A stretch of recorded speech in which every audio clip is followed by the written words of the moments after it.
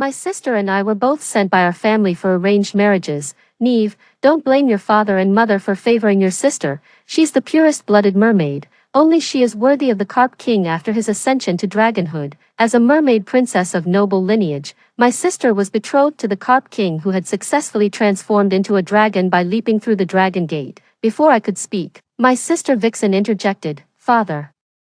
The younger princess has always preferred handsome men. How could she possibly endure the hideous North Sea Leviathan, while I was promised to the hideous Kraken of the North Sea with its 8 writhing tentacles?" The Emperor frowned. "Vixen, are you certain, no matter how powerful the North Sea Leviathan is, it remains a demonic creature? The Carp King, once transformed, could lead you into the celestial realms, but later." The newly dragonized Carp King was captured by celestial immortals and prepared as the legendary delicacy, dragon liver and phoenix marrow. Vixen nodded with unwavering resolve. "I've made my decision, Father." The Kraken of the North Sea had evolved into the terrifying Cthulhu, a deity so powerful that even the celestial gods were powerless against it. Seeing this, I knew Vixen had also been reborn. Consumed by jealousy, my elder sister used forbidden magic to dissolve my body into sea foam. In our past lives, the Carp King River made quite a splash when leaping through the Dragon Gate. When I opened my eyes again, we had returned to the day of the political marriage, just as Buddha fed his flesh to eagles. Now you, Vixen, willingly descend into hell for your sister. This time, my sister swapped our betrothal arrangements without hesitation. Pretending not to catch Vixen's implied meaning, I gave her a grateful nod. My sister has a thing for good looks, and the Kraken is hideous. "I'll handle this," my elder sister declared with righteous determination. Only Vixen wore a mocking smirk of schadenfreude while others gazed at the coy king with admiration. That single sentence told me she'd been reborn too. I shot Vixen a frosty glance before gliding through the crowd of demons with the coy king. But she didn't know that Octopus fed on negative emotions, its temperament as violent as the abyss. Staying by its side would eventually corrupt her into a monster. Finally, I turned to him and pleaded, "River, I want to ascend to the celestial realm with you. Could you linger in the mortal world a little longer for me?" River lazily stroked my hair with a smile. "My love, now that I've transformed into a dragon, wouldn't taking you to the celestial realm be just as good?" River looked at me with surprise. River frowned, taking my words to heart. The moment I opened my eyes, I heard my father Emperor's deep voice. Then, seeing River's deeply concerned expression, I pulled him into a tight embrace. In that instant, I realized I'd been reborn. "River, thank goodness you're okay," I sobbed in panic. I'd returned to the very day in my past life when my sister and I were to be wed to other aquatic clans. "Darling, what were you dreaming about? Last night you kept having nightmares. I wanted to wake you, but feared I might startle you." River gazed at me with concern. River's expression froze instantly. Then I clutched River's arm tightly and said, "River, have you heard the folk tales? They say celestial immortals feast on dragon livers and phoenix marrow to enhance their cultivation. Perhaps I should marry the Kraken instead, and betroth my royal sister to the coy king." River's eyes suddenly widened like saucers. I turned to River again and asked, "River, think about it. Have your ancestors ever reached out after their dragon transformation?" River shook their head solemnly at my question. River gave a slight shake of the head. "Never. We assumed celestial beings weren't permitted to contact the mortal realm. Never questioned it." River drew a deep breath at this moment. The Emperor could only nod in acquiescence. As long as River doesn't rush into the celestial realm for now, he won't get captured by the immortals waiting at the entrance and turned into a dish. It wasn't until dusk that River returned with a grim expression. "My love, what you said might all be true. Our ancestors who transformed into dragons and ascended, they might have truly been devoured by those immortals." River clenched his fists so tightly his knuckles turned white. Seeing River's face contorted with rage yet filled with sorrowful confusion in his eyes, I immediately stepped forward and gently embraced him. "River, don't be upset. If the immortals see us as mere pawns, then perhaps the celestial realm isn't worth visiting for now." Nearly all aquatic demon clans gathered beneath the Dragon Gate to witness his tribulation. Seeing my words, River's expression gradually calmed. The virtuous Golden Carp King had accumulated immense merit through good deeds, allowing him to effortlessly clear the Dragon Gate, an insurmountable barrier for ordinary carps, and successfully transform into a dragon. "My love, what's your plan?" River asked with hopeful eyes. Upon learning this, my sister immediately chose the coy king for the political marriage alliance. I narrowed my eyes slightly before smiling at River. Even immortals wouldn't dare meddle with karma lightly. She hoped to ascend to the celestial realm through the Koi King's divine power. River, now that you've successfully transformed into a dragon, isn't it only natural for you to protect the people of this land? Left with no choice, I had to marry the formidable but hideous kraken of the North Sea, whose true form was an octopus. Hearing my words, River quickly caught on, his eyes lighting up with realization. Yet none of us anticipated that the Koi King, envied by countless demons, would be hooked by a cloud-dwelling immortal before ascending. His dragon liver was harvested to prepare the celestial delicacy, dragon liver and phoenix marrow. How could I forget? The reason I could leap through the dragon gate so effortlessly was precisely because my millennia of charitable deeds earned heaven's favor. River smacked his own forehead. Only true dragons of pure bloodline, capable of summoning clouds and rain, held any standing in the celestial realm, untouchable by all. On the third day after River and I wed, my sister was sent to the Kraken's domain in the North Sea. Dragons like the Carp King who ascended through sheer effort, or those serpents who cultivated into dragonhood, were mere trifles in the eyes of the immortals. Meanwhile, River and I took human form and descended into the mortal realm, to the celestials. Any dragon not born as one was but a counterfeit, mere ingredients for divine delicacies like dragon liver and phoenix marrow, to be consumed at whim. With my abilities, I soon became the royal advisor trusted by the emperor, while elevating River to the status of a divine savior. Those transformed dragons yearning for ascension dreamed of celestial glory, oblivious that to the immortals, they were like fish leaping from water, snatched and devoured the moment they surfaced. Wherever calamity struck, there you'd find the holy River. At the critical moment, the elder sister was flung down to the mortal realm by the golden Koi King's tail. Thus, River's following grew ever larger, though she narrowly escaped disaster. The image of the golden Koi King being hooked haunted her thoughts relentlessly.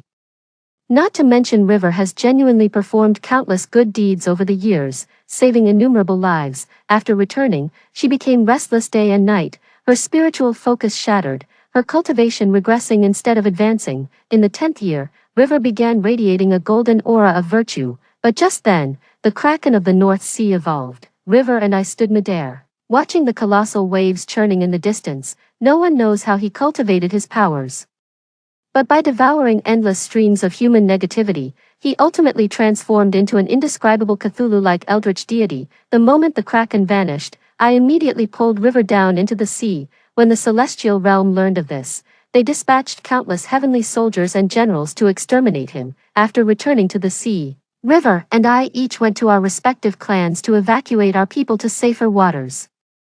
Yet the Kraken of the North Sea was already the undisputed ruler of the ocean depths, dwelling in lightless abysses beyond mortal measure. Neve makes a valid point. The celestial beings have never regarded us demon folk as equals. If they truly hold us accountable, we'd be utterly defenseless. Even we aquatic races bearing water-repelling pearls dare not approach those depths, let alone celestial beings unaccustomed to aquatic environments. River immediately relocated all clan members to distant waters without delay. The evolved Kraken had vanished without a trace, though the immortals marshaled grand forces. When battle commenced, the sea monster was nowhere to be found, but instead of concerning myself with the conflict between the Kraken and the celestial realm, I joined River in studying ordinary octopuses we caught from the sea. To flush out the Kraken, they slaughtered countless sea creatures. River. The Kraken has 9 brains and 3 hearts inside its body. To truly defeat it, you must destroy all these vital organs. Knowing I was the Kraken's mate, they specifically captured merfolk clansmen and butchered them in cold blood. River stared at me in astonishment. When they finally located the Kraken, its countless eyes emerging from the suckers ensnared their minds. Driven to madness, their bodies twisted into grotesque forms, becoming pollution-controlled abominations. In her past life, she'd witnessed how River the Dragon was casually reeled in by an immortal using just a fishing rod. The celestial realm had no choice but to halt their campaign against the Kraken and sue for peace. I immediately grabbed River and fled the scene at full speed. I barely managed to escape back to the Merfolk clan during the Kraken's slumber. I wish I could tear Vixen's filthy mouth apart right now, but there's nothing I can do. But before I could reveal the Kraken's weakness, my sister, the Merfolk heir, slapped me hard across the face. Though Vixen alone provoked them, these immortals still vented their rage by slaughtering defenseless, innocent mermaids. I thought she blamed me for our kin's deaths. Perhaps due to Vixen's constant instigation, the Kraken began surfacing periodically, corrupting immortals into mindless monstrosities. It wasn't until she cast the mermaid clan's forbidden spell on me that I realized her jealousy. The kraken I'd chosen had become a being even the celestial realm feared, as the Holy Sun was their immediate protector. Increasingly more devotees prayed fervently for River to vanquish the kraken. Then she hurled me out of the sea. River amassed an immense amount of divine power in a remarkably short time, growing increasingly formidable as sunlight touched me. My body uncontrollably dissolved into foam, vanishing beneath the waves. Even though the celestial beings have now discovered River's existence, they no longer dare to capture and consume them as mere ingredients like before. Remembering my past life, I turned to my sister with heartfelt gratitude, for though River hasn't yet ascended to the celestial realm, they've already become a true deity capable of protecting entire regions. Thank you for yielding to me, dear sister. Gazing at the majestic true dragon soaring through the heavens, River clenched their fists. I reached out and grasped his hand, whispering reassurance. River, the day will come when they'll have to treat you as an equal. River gradually calmed down upon hearing my words. My dearest sister, my gratitude to you knows no bounds. On the day my elder sister married River in our past lives, I was still being cornered and harassed by our clansmen, too. River happened to witness the bullying and immediately stepped forward to stop them without hesitation. After the marriage was settled, their majesties sent messengers to inform both the Koi clan and the Kraken of the North Sea. A kind, gentle and courageous being like River doesn't deserve to end up as an immortal's meal. My sister finally approached me and gave my shoulder a gentle pat. In this life, I won't let River suffer the same tragic fate as before, with barely concealed schadenfreude. She said, Dear sister, do remember to get along well with the Koi king when you join their clan. I whispered to River at that moment, River, it's your show now. After all, once that Koi king ascends to the celestial realm, he'll end up as nothing more than an immortal's dinner. River gave me a solemn nod, then transformed into a golden-scaled dragon that soared into the sky. Seeing me block her way, my sister snapped impatiently. Get lost, Neve, mind your own business or I'll kill you too. Let's see if you've got what it takes, I retorted, thrusting my sword straight at Vixen. Don't worry sis, I've got this. All these years, I've been busy helping River scheme to plunder mortal worship, but I've heard that Kraken is terrifying. You should be careful too, I reminded her kindly. When my blade pierced Vixen's heart, her face twisted in utter disbelief. My sister eyed me warily, as if afraid I'd go back on my word and compete with her. At that moment, a black tentacle suddenly burst from Vixen's chest and lunged straight at me. That's none of your concern, sister said coldly. I've always preferred powerful demon clans. Those fine needles River had fired earlier were actually crafted from ambergris. I gave a slight nod. Just as the Kraken's brain inside Vixen was about to escape through her chest into the sea, River swooped in, plunging her claws into her sister's body and crushing the last remaining brain. Understood. Wishing you a blissful marriage, sister. In other words, it was River who delivered the Kraken's final blow. My sister tilted her chin up arrogantly and scoffed, as if I needed your blessing. This battle brought River into the sight of all celestial beings. Then she turned away with a self-satisfied air. After the Kraken's defeat, eyewitnesses who saw River's draconic transformation spread the word far and wide. After my sister left, I flicked my blue tail and surfaced, perching on a reef to catch my breath. More devotees began building dragon shrines in River's honor. Watching the sunrise at the horizon's edge, I let out a long sigh. This time, the celestial realm could no longer turn a blind eye to River's existence, but soon, distant waves began roaring across the sea, transforming the tranquil waters into a terrifying maelstrom. The war goddess even took the initiative to approach River, asking, How did you know the dark god's weakness? Amid the crashing waves, monstrous tentacles thrashed wildly beneath the surface. River replied calmly, My wife told me all this. I merely followed her instructions. I knew it. That was the Kraken. Hearing River's words, I was deeply moved. Even before its evolution, it measured over 300 meters long. After evolving, it stretched a staggering 500 meters, truly a leviathan of the deep. But River didn't seem to care about that. Thankfully, there's only one such Kraken in these entire waters. River and I naturally agreed. Otherwise, with the Kraken's power, we sea folk wouldn't stand a chance. For our merits in slaying the evil deity, both River and I received celestial honors from the Heavenly Emperor, securing our official positions in the immortal realm. Yet in my past life when I was betrothed to such a horrifying creature, my own sister actually envied me. She only saw the Kraken's power to rival the celestial realm, but failed to recognize the true nature of this abomination, were it not for being his lawful consort bound by covenant. I too would have been transformed into one of those festering, pustule-covered monstrosities. After one fleeting glance at the writhing tentacles in the distance, I plunged into the sea without hesitation. In this lifetime, I want nothing to do with the Kraken. 3. With the Koi King's successful dragon transformation and the mermaid Koi alliance sealed, both clans decided to celebrate these joyous occasions together by holding the Ascension ceremony and wedding on the same day. The date was set for 7 days later. I actually have a rather favorable impression of the Koi King. Almost every household knows the legend of carp transforming into dragons by leaping over the dragon gate, but for the carp, clearing the dragon gate is no easy feat. Legend says only virtuous carp bearing merit perceive the gate as low enough to leap across effortlessly, yet for some carp, the gate remains as distant as unreachable clouds, no matter how desperately they strive. The threshold stays beyond their grasp. Thus, a carp's transformation into a dragon is a perilous journey against all odds, yet in its past life, the golden Koi King effortlessly leaped over the dragon gate to achieve divinity. When entering the celestial realm with its sister, it instantly flicked her back to the sea with its tail upon being hooked by an immortal. Every single act proves this golden Koi King truly possesses honor and loyalty. The cruel irony was that he only realized upon death. His lifelong struggle to break racial constraints had merely turned him into an immortal's delicacy. Those lofty celestials never once valued his millennium of cultivation, nor did they ever regard demonkind lives as worthy. But tell me, by what right, just because we're not born as true dragons, does that mean we deserve to be treated as ingredients for you immortals to harvest at will?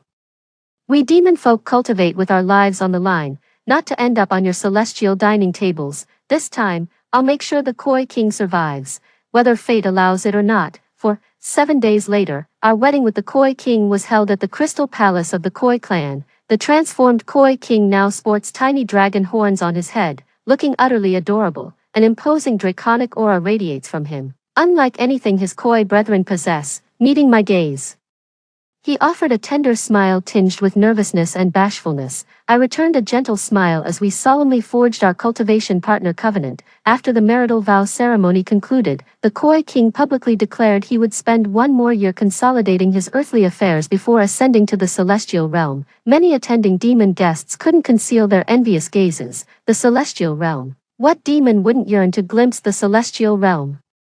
Yet that place remains forever beyond reach for most demonic beings in their lifetime. After the ceremony, I exhausted every trick in the book to pamper the Koi King into blissful contentment. After all, pillow talk only works when timed right. Once we reach the immortal realm, your cultivation progress will accelerate. I shook my head slightly at him. I'd rather ascend to the immortal realm through my own strength. For some reason, the thought of celestial ascension leaves me with this lingering unease. I said with a troubled expression. Really? I nodded gravely. You must have heard. We merfolk each have our unique gifts. My sister excels in healing, while my talent lies in prophetic dreams. So whenever I feel unsettled, something significant is bound to happen. Truth be told, I've had this nagging unease throughout today's wedding ceremony. I sighed softly. Still, they comforted me, saying, maybe you're just exhausted lately. Get some rest first. No matter what happens, I'll always be here for you.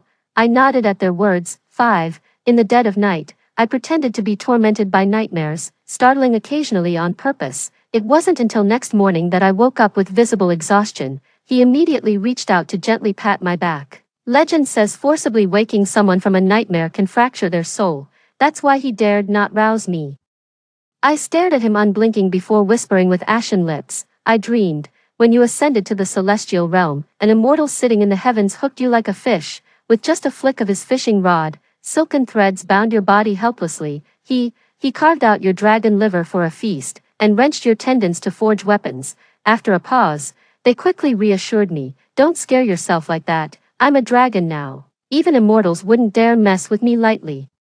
I shook my head. I could distinctly feel his heartbeat quickening at that moment. No. Once our ancestors ascended as dragons, all contact ceased. I pressed on, even with the celestial divide. Sending word to mortal descendants shouldn't be difficult for immortals, should it? Have you never questioned why your ascended ancestors never once reached out to you? But what if they weren't forbidden? I pressed, but simply unable to. He turned to me and said, you rest here.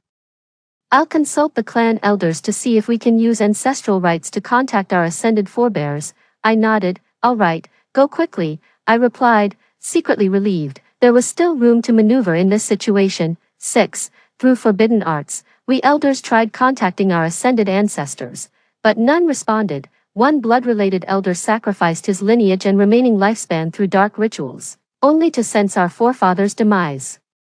The thought of having endured countless hardships to finally leap through the dragon gate and transform, only to be hooked by an immortal and served as a dish before even entering the celestial realm, filled him with bitter resentment. But if we ever do go, we must ensure they never get the chance to capture and devour us, right? Virtue merits. With abundant virtue merits to my name, even immortals would think twice before crossing me. I nodded with a smile. Even immortals would dare devour a dragon evolved from other species, but none would dare touch a dragon worshipped by humans for its great virtues. These mortal tributes shall be ours. 7. When the north suffered severe drought, the Holy Child prayed for rain, bringing 3 days and nights of torrential downpour. As sea monsters terrorized coastal villages, the Holy Child vanquished the creatures and rescued fishermen stranded at sea. When evil spirits plagued the city, the Holy Child purged the malevolent forces, restoring peace to the people. Gradually, the people began enshrining statues and portraits of the Holy Child in their homes. The Emperor placed such faith in us that he ordered dragon temples to be built across the land. To the common folk, whoever fulfills their prayers deserves their worship and offerings. Our efforts finally bore abundant fruit. The immortals monitoring their worship offerings suddenly sensed something amiss, before they could react. News broke that the Kraken of the North Sea had evolved into the eldritch god Cthulhu. Just like in its past life, the Kraken had evolved into a 500-meter behemoth, wreaking havoc across the northern sea. Above the clouds, countless celestial soldiers formed dark, imposing phalanxes, glaring menacingly at the Kraken below. But before these immortals could act, the Kraken plunged beneath the waves, vanishing without a trace. Seeing this, several immortals immediately charged toward the Kraken, but in the blink of an eye, their bodies were impaled by thick tentacles and mercilessly flung into the sea. By the time the other immortals realized what was happening, it was too late. The Kraken had already vanished into the vast ocean. 8. Though both we and the Kraken dwell in the ocean depths, the habitable zones for ordinary sea creatures and those suitable for the Kraken exist on entirely different levels. In my past life, had the Kraken not given me that demon core from one of its tentacles, I wouldn't have survived those abyssal depths of tens of thousands meters. Waterfolk or not, the sheer water pressure alone would have crushed me flat. Father, mother, I addressed the king and queen. Since elder sister is the consort of the northern sea Leviathan, I fear the celestial realm may retaliate against our merfolk. Perhaps you should lead our people to temporary refuge. The queen mother glared at me with displeasure. How is this your sister's fault? Had she not yielded her marriage to you, would she now be entangled with that accursed deity? Instead of showing gratitude, you dare suggest she'd bring calamity upon our kin. I remained silent at mother's words, only casting a glance toward father. Fortunately, father kept his composure. Immediately, father divided our clan into several groups to flee and hide across different seas. When gods fight, mortals suffer. By the time the immortal and the Kraken start battling, it'll be too late to flee. 9. I understand the Kraken avoids direct confrontation now because it's freshly evolved and hasn't fully mastered its new power. Once he fully masters his powers, he won't need to hide anymore, though right now it likely only has 8 brains, something the celestial realm hasn't figured out yet. When the battle begins, we must seize the chance to destroy the Kraken's last brain. That'll be our crowning achievement. Once we ascend, no one will dare lay a finger on you. How did you know? I smiled faintly. Saw it in a dream. It wasn't until the Kraken was severely wounded in its celestial war that I realized the demon core it forced me to swallow was actually one of its cerebral nodes. With this neural anchor, even if the immortals slew its physical form, the abomination could always regenerate.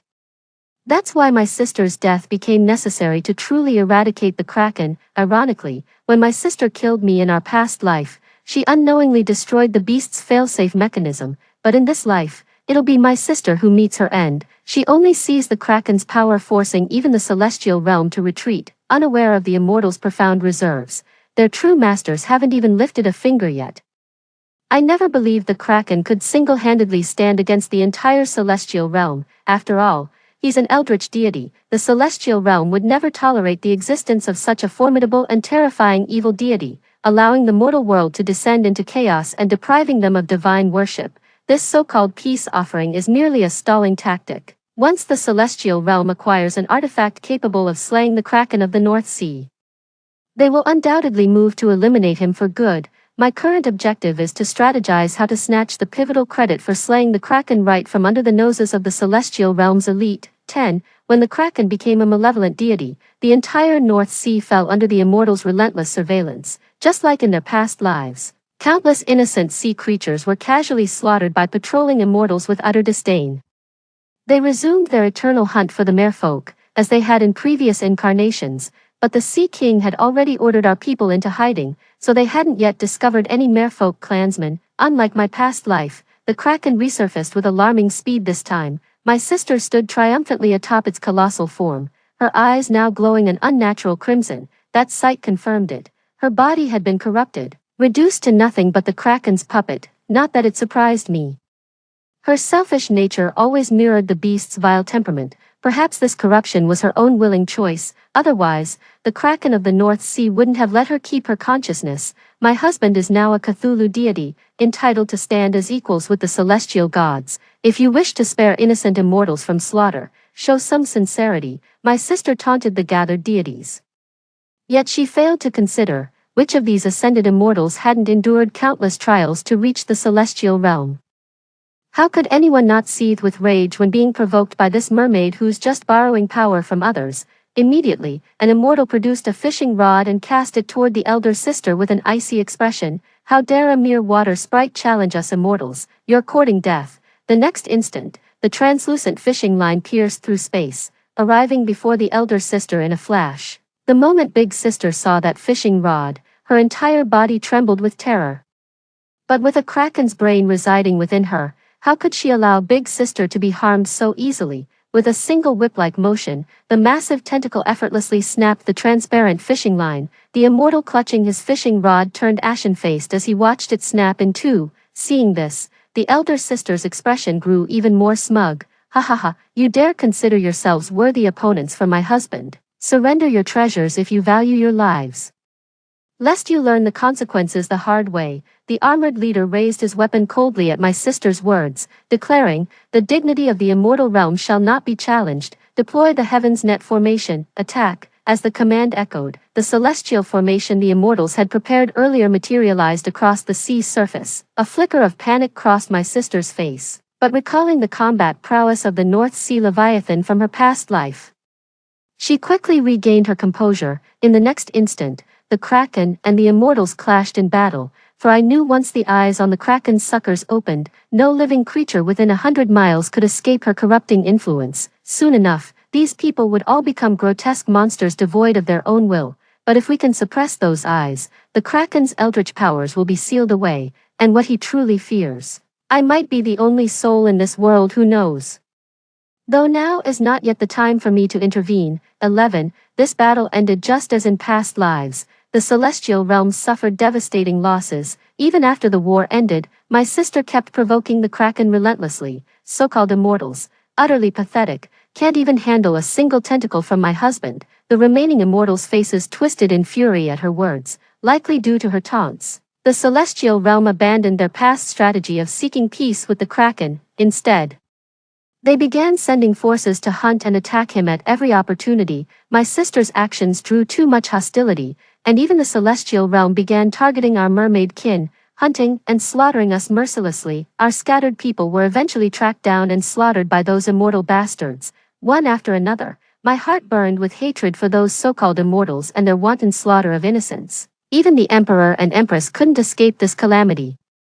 This ultimately enraged the entire celestial realm. This only strengthened their resolve to never let the Kraken escape justice, should the evil deity Cthulhu be allowed to persist. Not just the mortal realm, even the celestial domains would descend into hellish ruin. When mortals learned of the Kraken's existence, they lit incense and prayed fervently to every known deity for deliverance. As Jinha's sister continued provoking conflicts, the celestial realm finally dispatched their ultimate weapon, summoning the legendary war god from his secluded cultivation. The silver-armored warrior woman immediately manifested her celestial form upon spotting the Kraken, engaging the sea monster in fierce combat. True to her title as war goddess, she fought with terrifying ferocity, piercing 2 hearts and 6 brains of the Kraken. Despite its overwhelming corruptive aura, the wounded Kraken hastily retreated into the abyss.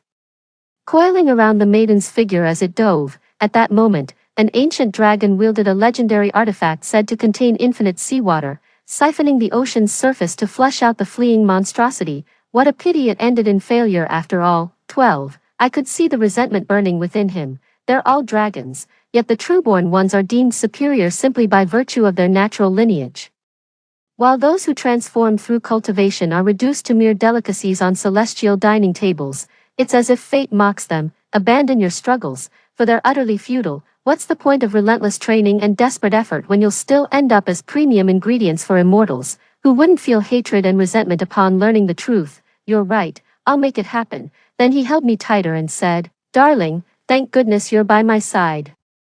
Without you, I'd have been devoured by them long ago. Thank you for always being by my side." I smiled faintly and kissed the corner of his lips. "You're my cultivation partner. Of course I'll protect and accompany you. Ever since childhood, I've never been the favored one in my family. My prophetic dreams always foretold misfortune, and my cultivation talent paled in comparison to my elder sisters. The clan members feared my words would bring them misfortune, so they kept their distance from me. It was the first time someone had ever stood up to protect me. If he isn't worthy of ascension, then who is? 13. Severely wounded, the Kraken of the North Sea didn't resurface afterward, yet they still underestimated the profound foundations of the celestial realm. Tracking the Kraken's whereabouts proved challenging, but meddling with my sister's condition was far simpler for them. Thus, even when the Kraken didn't resurface, the immortals still pinpointed its location. Just as I'd anticipated, the celestial beings couldn't wage war at oceanic depths of tens of thousands meters. Knowing the Kraken's position didn't grant them the ability to engage in deep-sea combat. After all, the ocean is the Kraken's natural domain. After deliberation, the celestial beings resorted to a brute force approach. They commanded the 4 dragon kings to drain the North Sea using divine artifacts.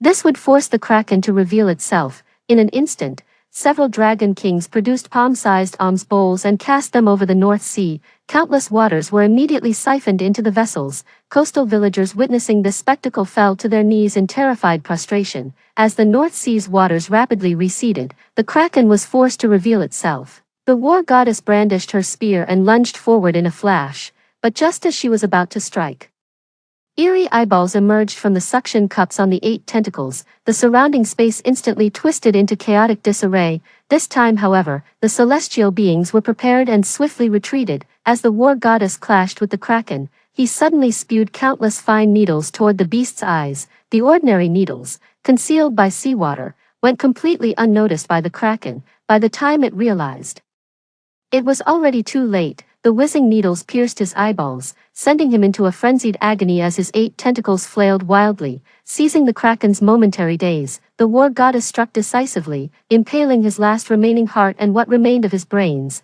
Hidden in the shadows, my sister paled at the sight and immediately tried to slip away in the chaos. But did I really look like I'd let her escape? "Sister, where exactly are you planning to go?" I glared at her icily.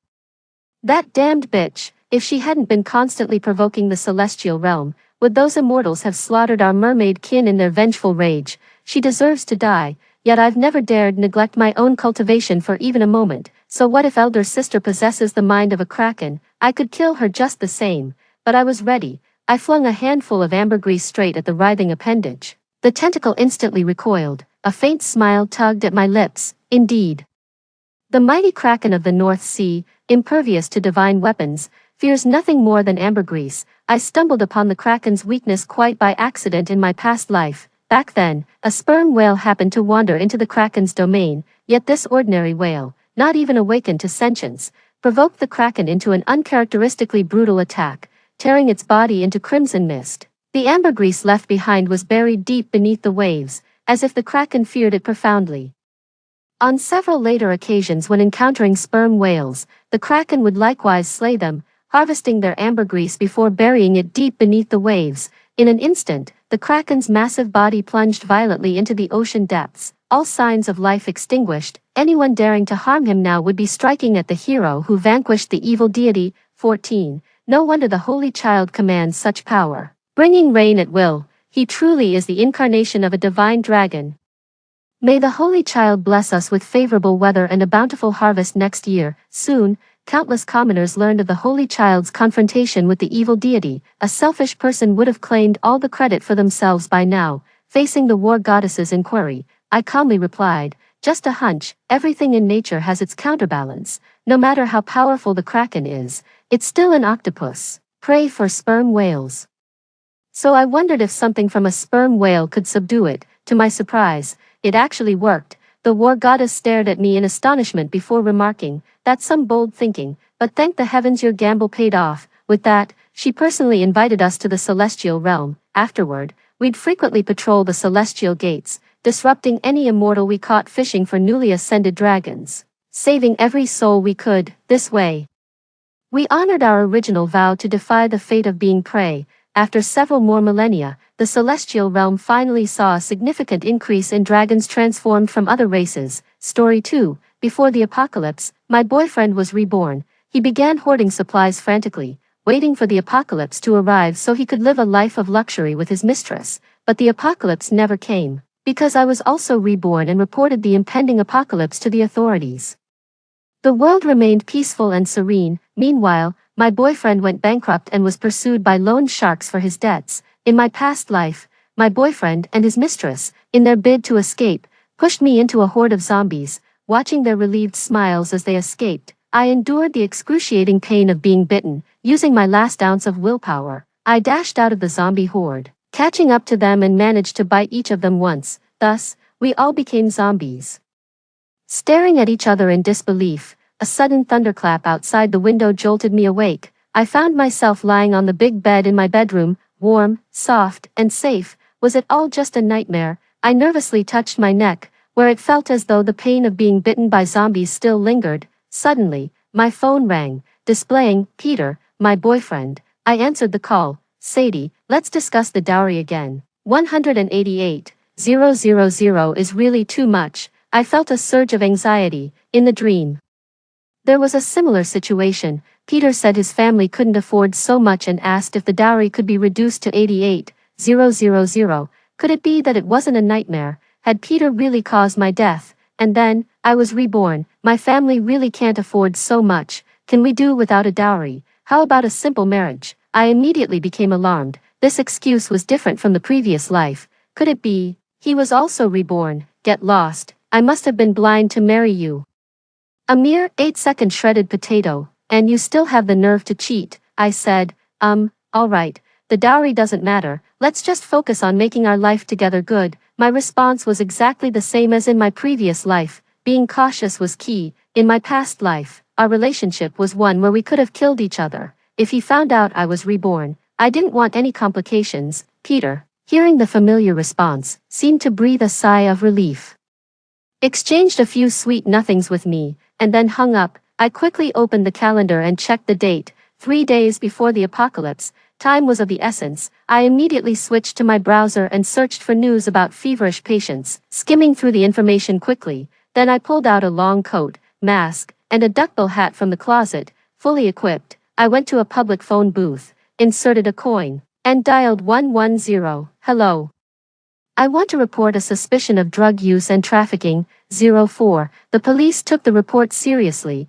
They asked for detailed information about the suspected drug users. Using my excellent memory, I recalled a significant case in our city at Golden Garden Community, Building 19. Reed was a programmer who worked long hours. In the early stages of the zombie virus, he thought his mild symptoms were just a common cold and ignored them. In the later stages, he started experiencing headaches, fever, back pain, dizziness, and sluggishness. He thought it was just due to overwork and didn't take it seriously, until that night, he suddenly collapsed at home, bleeding from all orifices. His wife hurriedly called an ambulance, but he suddenly lashed out, biting off her neck and then tore open her pregnant belly to devour his own child. His parents cried out and rushed to stop him, while neighbors, hearing the screams, called the police. However, the doctors and police who arrived were not spared either. At first, people thought it was just an unfortunate piece of news. It wasn't until the virus broke out repeatedly, involving everyone, that the severity became clear. The police took careful note of the clues. I reminded them, drug dealers might carry HIV, make sure to take precautions. Drug-induced hallucinations can make them aggressive.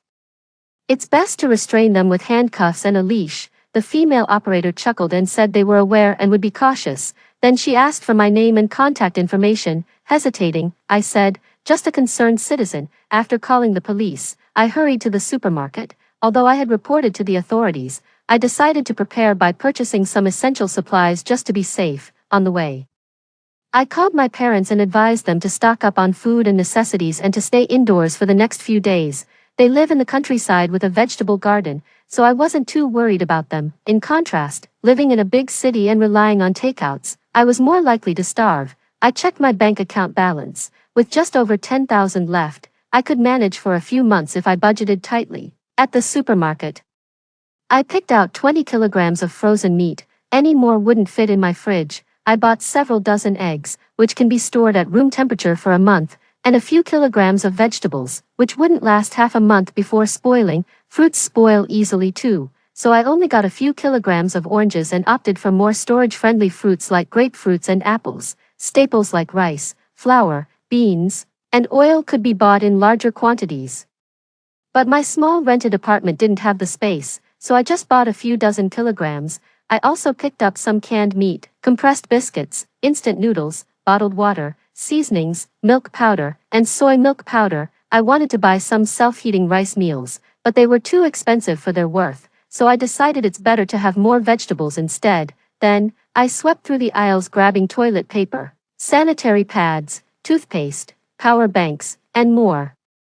Just in case I had to fight off zombies, I even bought a helmet, a thick raincoat, plastic gloves, and a kitchen knife. At checkout, the cashier smiled and asked, "Buying so much, preparing for the apocalypse?" I nodded, "Yes, you should stock up too." The total came to just over 9,000, thankfully within my budget. I pulled out my phone to scan the code to pay, but with a beep, a cold electronic voice announced that my balance was insufficient.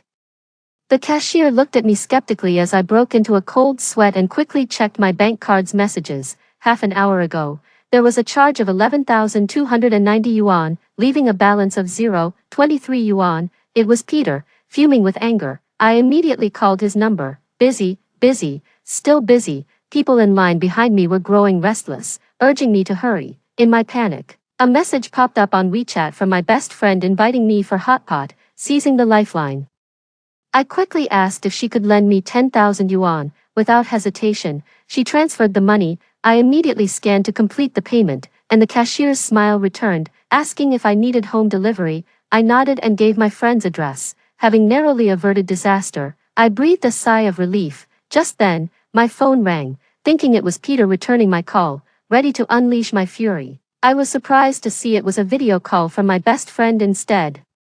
She giggled and said, "I just realized I forgot to confirm it was really you when you called me princess and asked for a transfer." Seeing her lively, beautiful face again, tears welled up in my eyes. In a past life, during a zombie outbreak, my best friend starved to death without any food stored. "Did calling you princess really bring you to tears?" my friend asked, her hair tousled by the wind. I quickly wiped my tears and retorted, "You remembered to verify after transferring the money. Are you out of your mind? I bought some stuff and sent it to your place. I'll head back to sort things out and stay at yours for now." My friend looked at the mountain of goods piled outside the house, her mouth agape in surprise.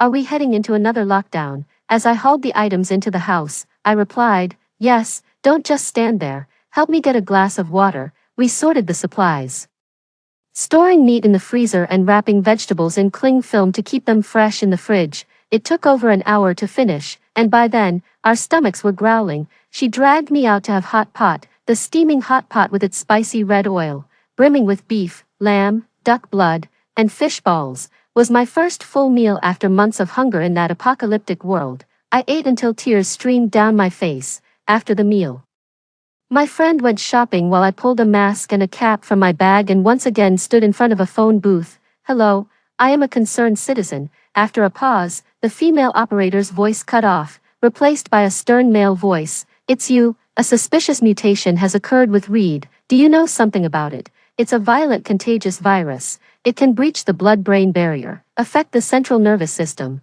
and control the infected to bite and eat living beings." Spreading the virus through saliva, they feel no pain and are incredibly destructive. Their only weakness is the brain. Reed is not an isolated case. Many are in the incubation period, appearing normal, going to work, school, eating out, traveling. If the disease suddenly manifests, it could cause panic and chaos, leading to a massive outbreak. The consequences would be unimaginable. The voice on the other end was grave. We will strengthen control measures. But conventional controls won't work. This isn't just any contagious disease. It's a virus that induces cannibalism. The person tried to reassure me, we understand your concerns, but this city is the economic lifeline of the country. Impatiently, I continued, tonight, at Star Residential Area, someone will show symptoms. Tomorrow, at the 17th Middle School, the City People's Hospital, Enying Building, Financial University, and Technical University, outbreaks will begin on a small scale. Tomorrow night, on subway lines 3, 4, and 7, there will be a full-scale outbreak. The day after tomorrow, the entire city will fall. In 3 days, the whole country will turn into hell. There was a pause before the reply came. Thank you for the information. We will verify it. After the call, burdened with heavy thoughts, I passed a pharmacy and impulsively bought some common medicines and vitamin tablets, spending the last few hundred yuan in my WeChat balance. Once home, I posted apocalypse warnings on various major websites, detailing preventive measures against zombies in office buildings, supermarkets, subways, residential areas, and homes, and listed the supplies needed for home protection. Half an hour later, the view count was just 21. It made no splash at all. Disappointed, I went to take a shower. In the bathroom, facing a poster of my friend's favorite idol posing flirtatiously, I braved it out and quickly finished my shower in 10 minutes. Seemed more moderate and plausible. It resonated with the public's past experiences with pandemics, making it easier for them to accept and react cautiously. My friend looked at me with anxious eyes. Sadie, are the zombies you mentioned really real? I nodded, trying to reassure her. Don't worry, I've got it under control. You better be right. The post has been shared over 500 times now. If it turns out to be a hoax, I could get arrested. I was silent. The comments had surpassed 1,000, with a few people beginning to panic, while most were still just spectating. I decided to act again, purchasing another batch of internet influencers. Could this be a new type of flu? The symptoms seem severe. I'm going to start wearing a mask again to avoid infecting the elderly and children at home. I managed without medicine last time, but I think I'll buy a couple of boxes of fever reducers just to be safe. If it gets serious, they might lock down again. I plan to stock up on some groceries, just in case, compared to the intense zombie speculation. The flu theory appeared more grounded, causing less alarm but encouraging prudent actions. This approach helped spread a more controlled concern, steering the public's response towards preparation rather than panic. The compromise was effective and quickly gained recognition. Even my best friend's community group started a lively discussion. The building manager announced that he would contact the local market to have some meat, vegetables, eggs, and milk delivered first thing in the morning. Those who needed anything were to sign up in the group spreadsheet. I breathed a sigh of relief. I had done all I could. The rest was up to fate. My best friend was frantically filling out forms in the group. Despite having stocked up on supplies at home, she was tempted by everything. When someone posted about Australian fatty beef rolls, she took it. Sterile salted eggs, she took them. KFC, McDonald's, Shake Shack, she took them all. I was dead tired and went straight to sleep, unexpectedly. I was shaken awake at dawn. Sadie, you're not asleep, are you? Bleary-eyed, I responded. Sadie has not slept. My friend looked serious. I just thought, if zombies started banging on the door, our door isn't exactly the most secure. There are hundreds of people in this building. If a few zombies appeared, I had already considered this. In my past life, there were always zombies wandering in the hallways. Any little noise we made at home would excite them, banging against the door so fiercely it almost broke. I didn't want to live in such fear again. But, there's no way. There's not enough time for renovations. My friend suggested, why don't we move to my villa? It's in the suburbs, fewer people, thus fewer zombies. Plus, the house is bigger, we can store more stuff. There's also a big garden. My parents had already planted vegetables there. We could last 3 to 5 years easily. The more I heard, the brighter my eyes shone. I couldn't wait to pack up and leave. My friend got more excited as she spoke and even turned on the remote surveillance to plan the room arrangements in advance. Since we previously had cats, The villa was equipped with cameras everywhere, now clearly displaying the images. Someone's entered the villa. I leaned in to look, gritting my teeth. Peter, late at night. The villa was brightly lit. A large group of workers bustled about. Some installed blast-resistant glass and triple-layered security doors and windows, others carried in solar panels, while others were setting up water storage tanks and purifiers, and some transported large quantities of supplies. Peter was there, bossing everyone around. In his arms was Serena, his heavily made-up mistress. The two of them cuddled and strolled around the villa, finally collapsing onto the luxurious bed. Serena lay on Peter's chest, cooing, "Naughty, you have such a big villa. Why didn't you ever tell me? All these supplies must have cost millions. You're really rich." Peter laughed proudly, his chest vibrating slightly, keeping a low profile, lest people covet. Serena's eyes flickered. "Does your fiancé know?" Peter scoffed. She's foolish. What would she know? Then why marry her? She can be our maid. Who else would do our laundry, cook for us, handle the dirty work? Hiring a maid costs money, whereas Sadie pays us. Your lace lingerie, your strawberry-flavored balloons, your luxurious suite, all paid for with Sadie's money. Exciting, isn't it? The harsh recording played, and my friend looked at me worriedly. I remained calm, indifferent. He wasn't wrong. In my past life, I was always at their service. At the time, Peter called me, crying poor, begging me to reduce the dowry by 100,000. In reality, he was scrambling to gather enough for a down payment before the wedding. Secretly buying a house without putting it in my name. I was naive, not thinking it through. Hearing that we now had a house, I was thrilled. I bought loads of groceries and planned to cook a lavish dinner to celebrate. But when I opened the door, I saw Peter and Serena disheveled, rolling together. What followed was a blur of tears, arguments, and chaos. When I came to, zombies had besieged the city, trapping the three of us inside. Outnumbered, they forced me to do laundry and cooking. With no washing machine in the new house and freezing conditions, I had to hand wash their filthy underwear, chafing my hands raw. Later, when the infrastructure failed and we had neither water nor electricity, they made me clean up the mess. Disgusted by the stench they claimed I carried, they wouldn't let me sleep in the bedroom. In the dead of winter, I slept on the living room floor, shivering under my coat. I had thought such malice only surfaced during extreme disasters.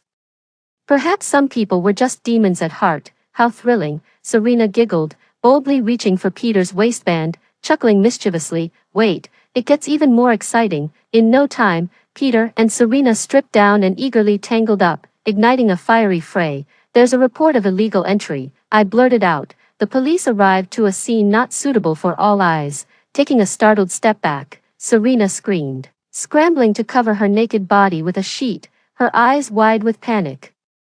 She looked at the doorway crowded with police and a nosy group of onlookers including her pale-faced friend and me, then fainted. The police, accustomed to intense situations, remained composed and continued, "You'll need to come with us." Peter's body shook, his bare backside exposed, his face contorted as he struggled to say, "Can't, it's stuck." The officer's calm facade cracked. A worker gave a thumbs up. "Wow, city folks really know how to have fun." The officer, voice trembling, stuttered a call for an ambulance. Wrapped in a sheet, the disgraceful pair were stretchered into the emergency room, attracting stares along the way. This is the drama I live for during my midnight hospital runs. These young people nowadays, always ending up in the hospital. It's really something.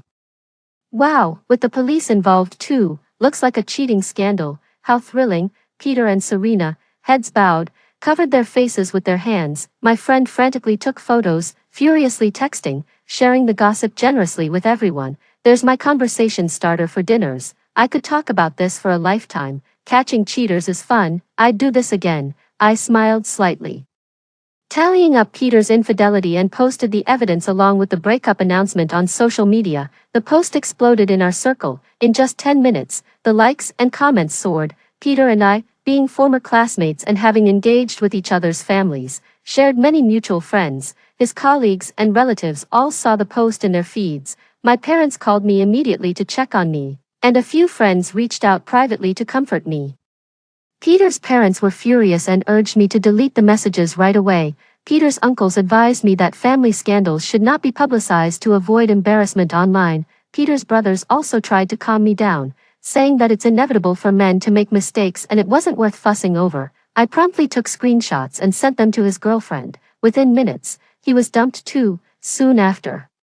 A PDF titled, "A Record of a Freeloading Cheater's Affairs," appeared in various group chats, class, school alumni, professional circles, and hometown groups. It detailed Peter's miserly behavior of crying poor and not paying the dowry, instead stealing his fiancée's money to support his mistress, sneaking into villas for affairs, and being so scared when caught in the act that he had spasms and had to be taken to the hospital by the police. The document was vividly worded, detailed. Included the police report, high-definition and censored photos of Peter and his mistress, and even video links. I glanced at my best friend. She smiled triumphantly. "Don't worry, nothing inappropriate was shown, so it's not spreading obscenity." When Peter and Serena emerged from the emergency room, trying to dress themselves up as if nothing happened, they were unaware that their reputations were already thoroughly destroyed. At the police station, Serena lost it when she saw her phone. Screaming at me, "Sadie, you lowlife, who gave you the right to spread this everywhere?" She lunged at me, attempting to slap me, but I quickly dodged. A quick-reacting officer restrained her. "You dare to hit someone in a police station?" Seized by the officer, Serena glared at me with bloodshot eyes. "You wicked woman, you will not die well," I retorted sarcastically. "Whether I die well is up for debate. But you two are definitely socially dead." Peter was obsessively staring at his phone. His face usually so concerned with appearances, he insisted I iron his suits, shine his shoes, and style his hair every day. But now, photos of him half-naked and trembling like a dog in heat were circulated everywhere, from his 55-year-old mentor to his 15-year-old cousin, all enjoying the spectacle. A wealthy lady even sent a voice message filled with innuendos. "Oh, I didn't know your skills were so strong. Have you considered taking on some paid services, and bring your own steel wool?"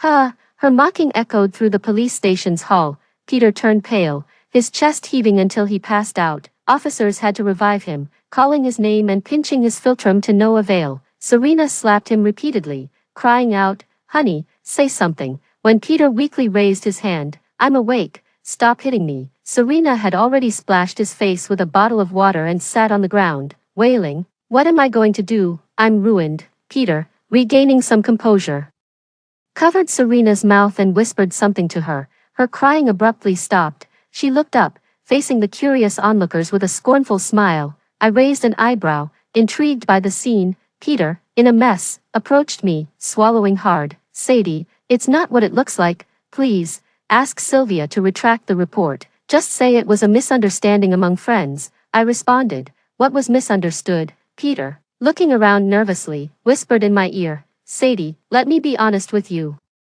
The apocalypse is coming. I did all this for you. Sylvia will be dead in a few days, and her villa will be ours. I was just getting it ready early. I only transferred your money to buy supplies. Weren't they for your use? After the apocalypse, money is just paper. It's the supplies that really matter. I've been racking my brains to ensure we can both survive well in this post-apocalyptic world. But I didn't expect to be misunderstood by you. Now, with time running short, we can't afford to delay at the police station. Just listen to me, withdraw your complaint quickly, and let's go back and finish up the fortifications on our shelter, or it'll be too late." I looked at him incredulously. No wonder he and Serena had suddenly calmed down. In his eyes, all of us were as good as dead. He knew about his dirty deeds. He didn't care. In an apocalypse, reputation doesn't feed you. Only the last one standing win, he thought with the apocalypse.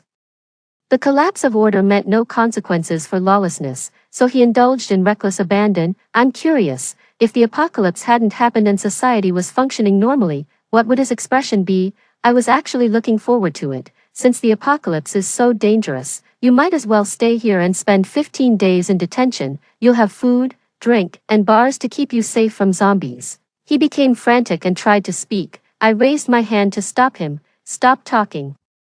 Every time you open your mouth, I'm reminded of your unpleasant face. In fact, in my past life, when I was forced to clean the toilet, I used his and Serena's chopsticks. I really didn't want to face him again." When Peter was being escorted away by the police, he kept shouting back, "Sadie, I gave you a chance. If you don't help me now and later can't find food, don't come asking for my help." I really admired his confidence, even as everything was falling apart around him.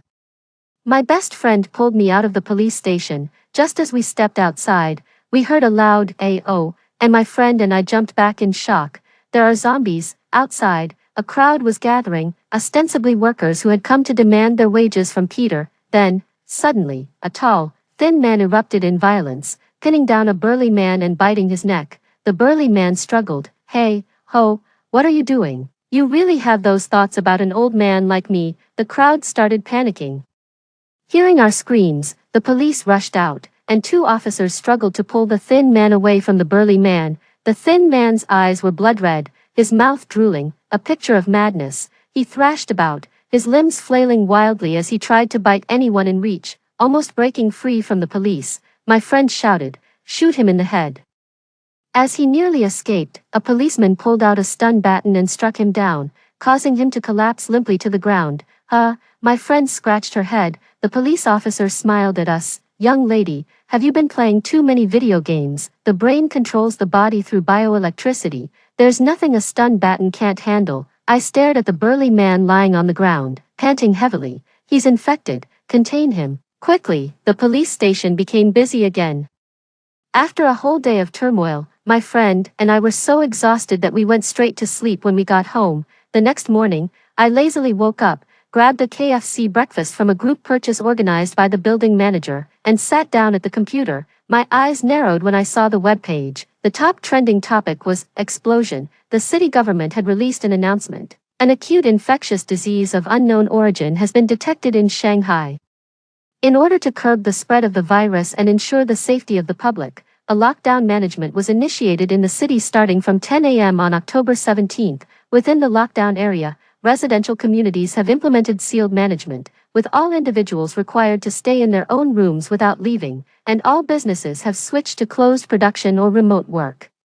Staff of all levels of party and government organs and public institutions are tasked with prevention and control duties. Public service companies ensure the normal functioning of utilities and supplies including water, electricity, fuel, gas, communications, transportation, environmental sanitation, and the provision of grains, oils, meats, and vegetables. The operation of public transport such as buses, subways, ferries, taxis, and ride-sharing services has been suspended. Along with the operations of airports, train stations, and other transportation hubs, the safety of people's lives and property is more important than anything else. We appreciate the understanding, support, and cooperation from all citizens. There are already tens of thousands of comments below. What the hell is happening? HR called to say I don't need to go to work, and here I was thinking I had been laid off. I saw a post about a zombie apocalypse yesterday. Could it actually be true? It's possible. Someone in our calculus class suddenly went mad, biting everyone they saw. I suspect it might be zombies. Don't be ridiculous. Who doesn't go crazy studying advanced math? Are those zombies? There were some at the city hospital too. I thought they were psychiatric patients who had escaped. Holy shit, I just saw that apocalypse warning post, and the predicted locations of the zombie outbreak match up. Could the city lockdown be related to that post?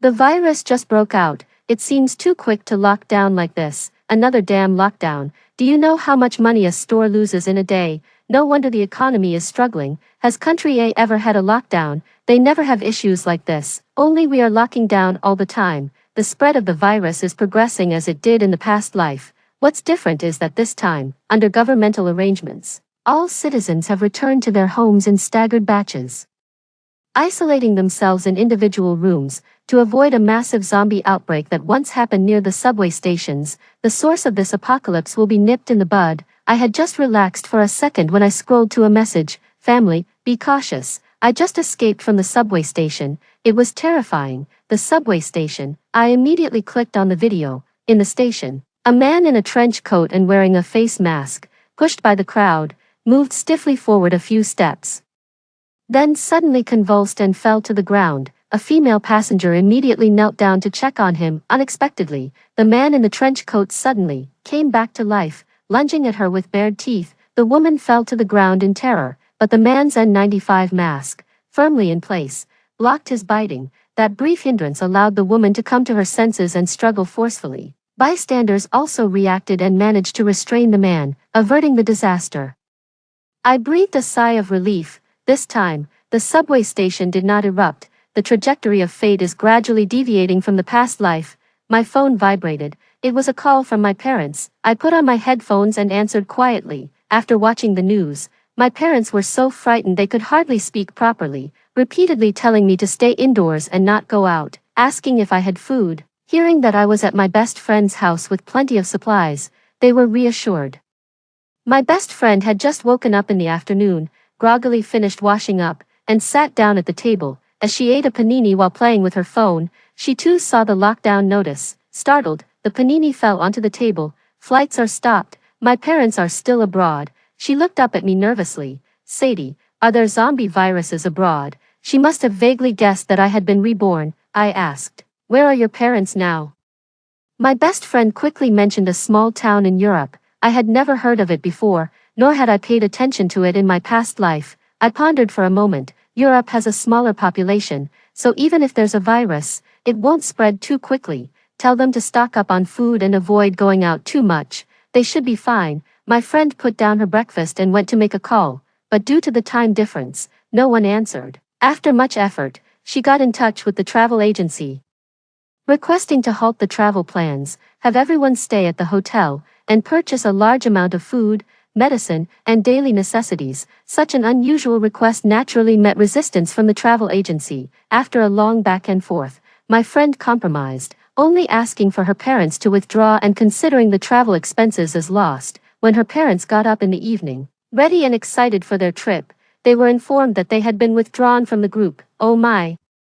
What's going on? Sylvia's mother video called. My friend spilled everything that had happened over the last 2 days. Mom, Dad, stock up on good food, rent a car, and then please don't go outside. It would be best to convince Grandma Zoe and Aunt Wang to stay too, so you can look after each other. Sylvia's mother looked disappointed. I already bought a swimsuit, planning to take photos with your Aunt Wang by the seaside. My friend became anxious. Mom, Sylvia's father decided, all right.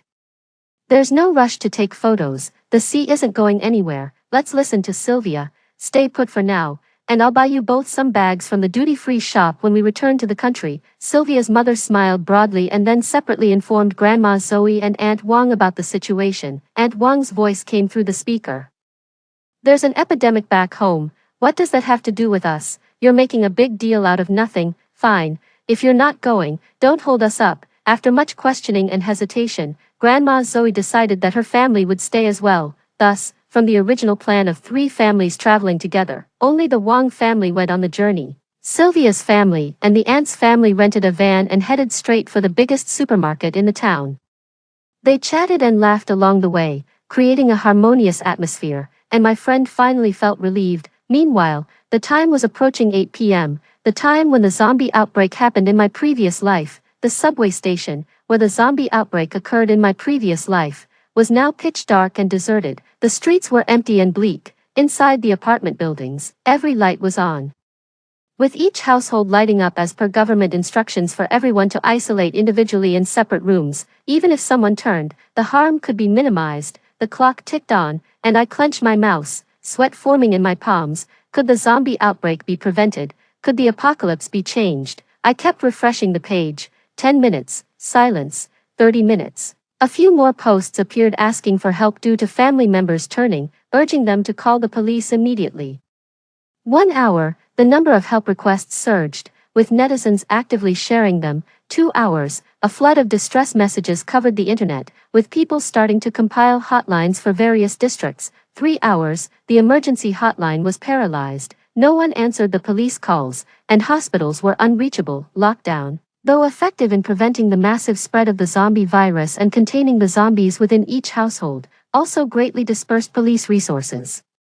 Most people, left without help, resorted to posting online. The zombie outbreak came suddenly, catching everyone off guard as they watched their dearest family members turn into monstrous creatures. A rough civilian count of the number of zombies was made. These weren't just cold numbers, they represented real lives, flesh and blood, families torn apart. Reed's wife posted a tearful video. We haven't finished paying off our mortgage. My in-laws have no pension, and I'm unemployed. Our family depended solely on my husband's income. My husband worked tirelessly, even avoiding sick leave when he had a fever. Now that he's gone down, how are we supposed to survive? There were many similar videos. Some elderly people who had worked hard all their lives had just begun to enjoy retirement when they turned into zombies. Some students had just finished their college entrance exams, freed from the oppressive cage and looking forward to university.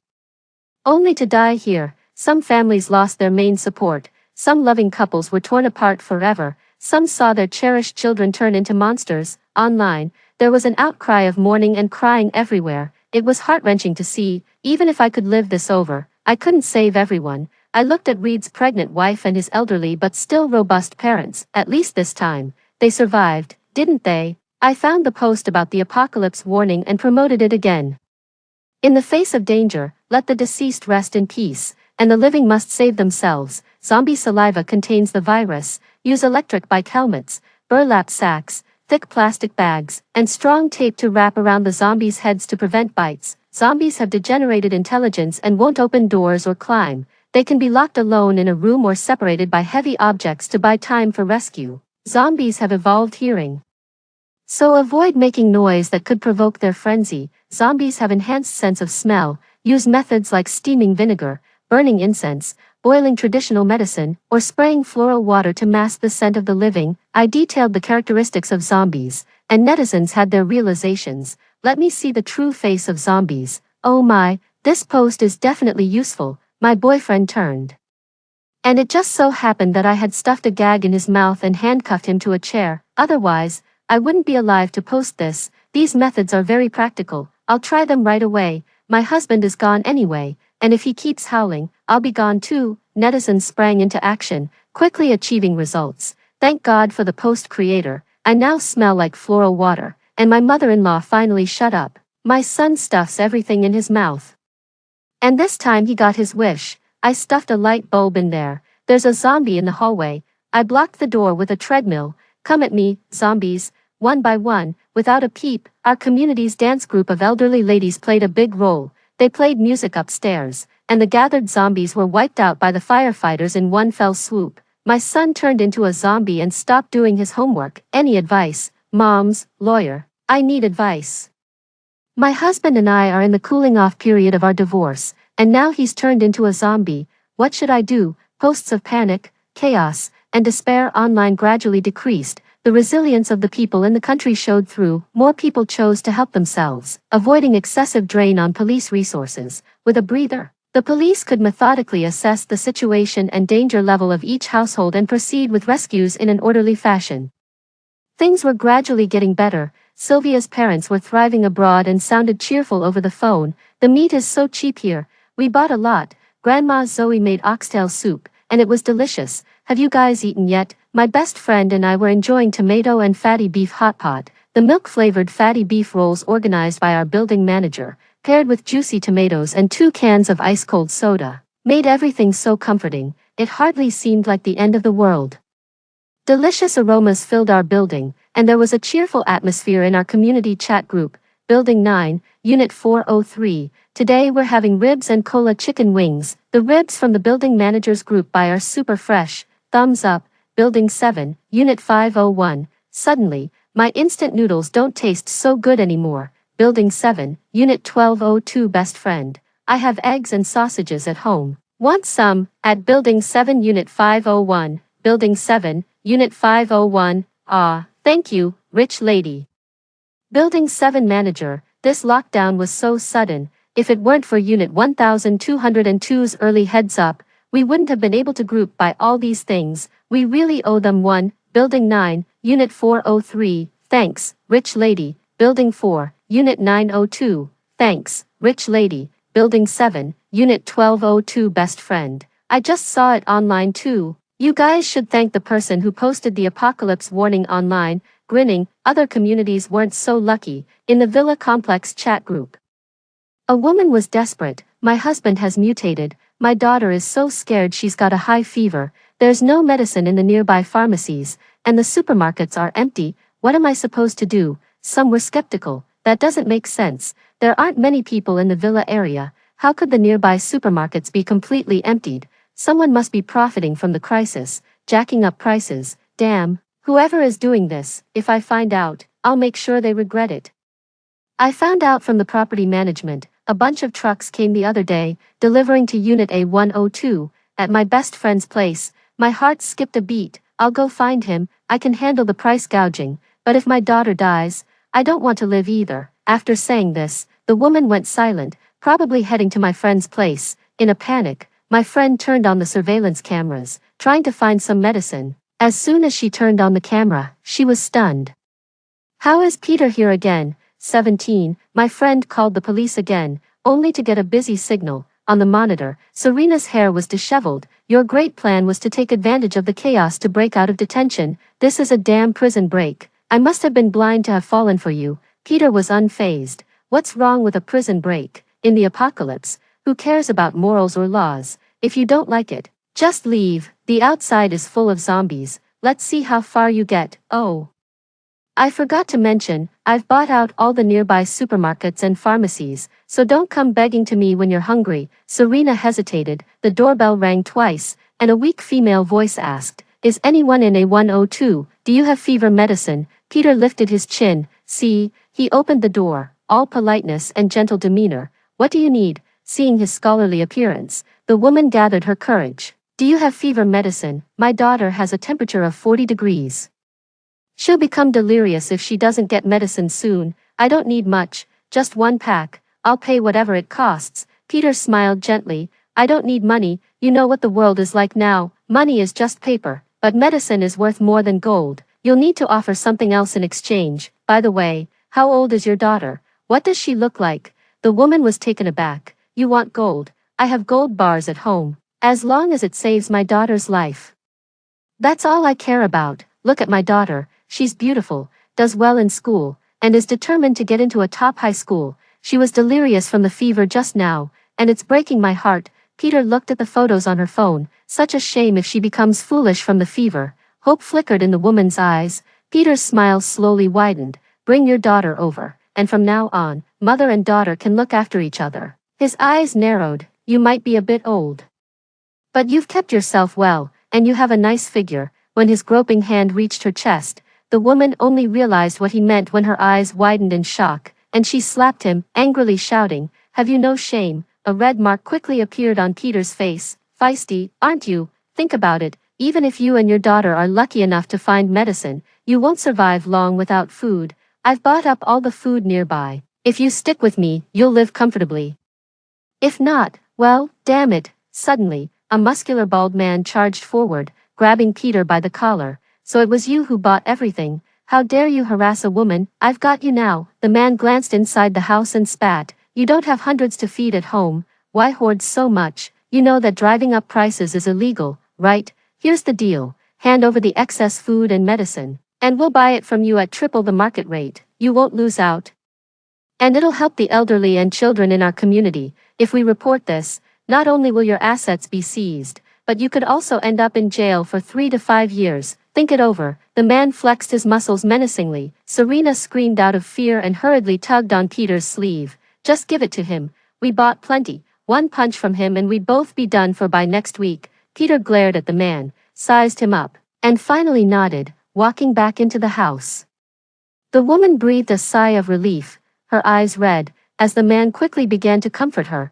When Peter came back with the items, the man took out his phone to make a transfer, but in a moment of inattention, Peter suddenly lunged at the man with a knife. The man's stomach was slashed open, blood pouring out as he staggered. The woman screamed and hurried to support him. Peter pulled out the knife with a grunt and stabbed again. Serena grabbed him desperately, crying out in despair, "Are you insane?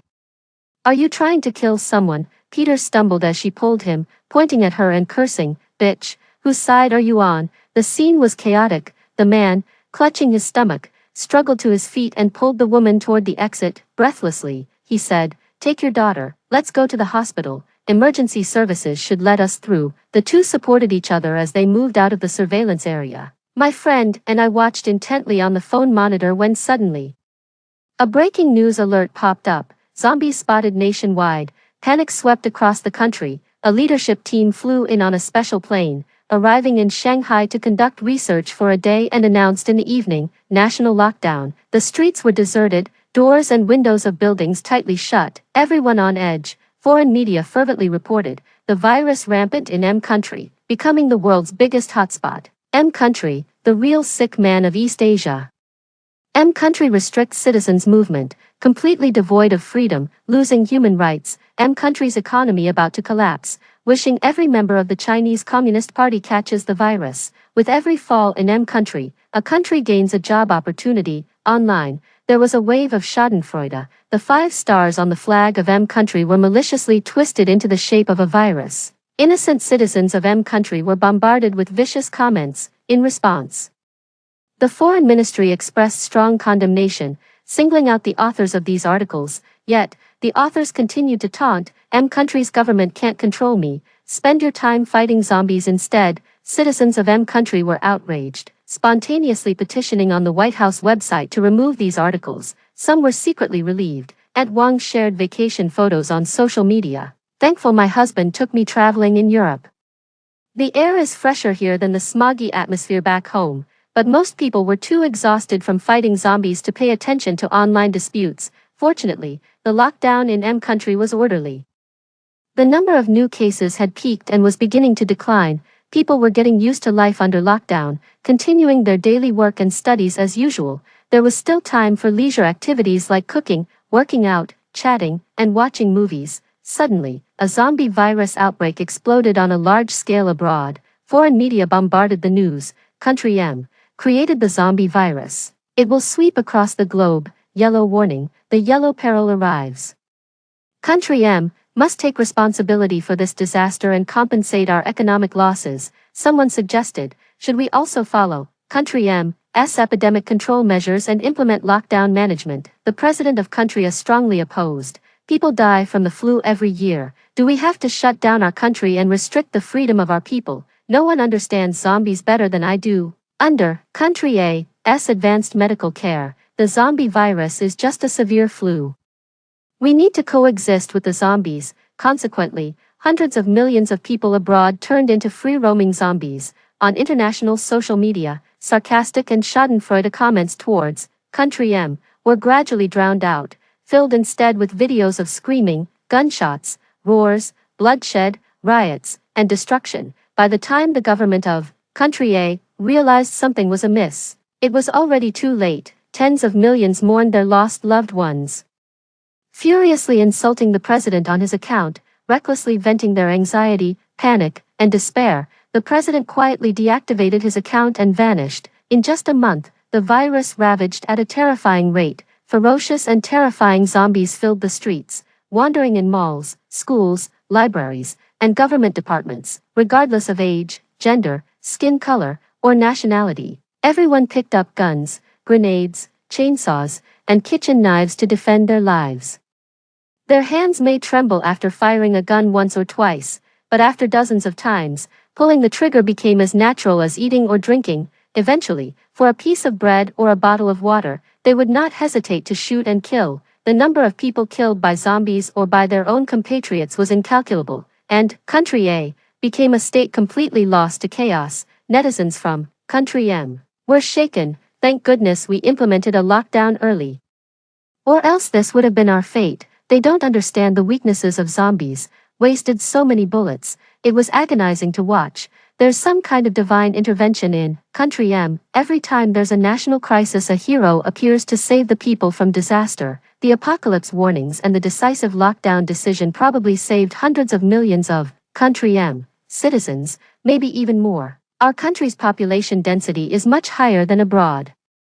Those who initially criticized Country M's lockdown measures silently deleted all their comments, and Wang's circle of friends updated. She was facing the camera, with a crowd fleeing in panic behind her. Zombies are chasing me. I can't run anymore. Can the embassy save me? She was pushed and fell. Then the video cut off, and there was no more news from her. More and more disaster-like videos flooded the domestic networks. Many people in Country M were worried. My daughter is still abroad. She was about to graduate and come home. My father went abroad for business. Just thinking that he can't even get a stale piece of bread. I can't even enjoy my chicken dish. Dozens of our school's teachers went to an international conference because there was a breakthrough in cancer-targeted drugs, but now they can't come back. According to statistics, there are more than 60 million overseas Chinese, affecting countless families' hearts. In Country A, zombies densely packed the streets. Individual efforts were almost futile, people turned all their hopes towards the government. Country A had the world's most powerful army and the most advanced weapons. As long as they could dispatch troops to clean up the zombies, the citizens could breathe a sigh of relief.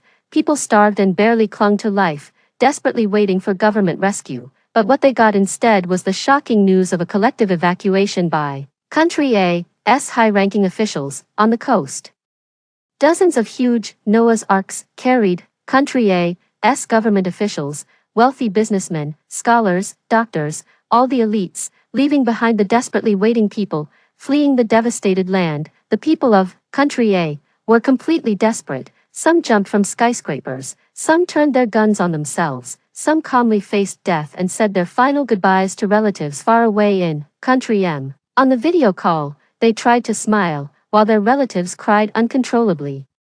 Suddenly, the Country M government issued a notice: all overseas Chinese, please quickly find refuge at the local embassy. In 3 days, Country M will send a special plane to bring our citizens home. Both sides on the video call were stunned. At first it was disbelief, then excitement and ecstasy. Her best friend jumped up in surprise and immediately contacted her parents. Mom and Dad, did you see the notice? Get in the car and head to the nearest embassy. Sylvia's parents and Grandma Zoe, who had been staying in a remote hotel until it was moldy, got moving as soon as they received the message. The people of M Country, struggling abroad, all received a text message from the embassy on their phones, sparking a glimmer of hope for survival in their eyes. With only their remaining ammunition and rations carefully packed, they cautiously kept their passports close to their bodies, risking their lives on the dangerous streets. They jumped into their cars, slammed on the gas pedal, and sped wildly to the embassy. On the day of departure, everyone was filled with excitement,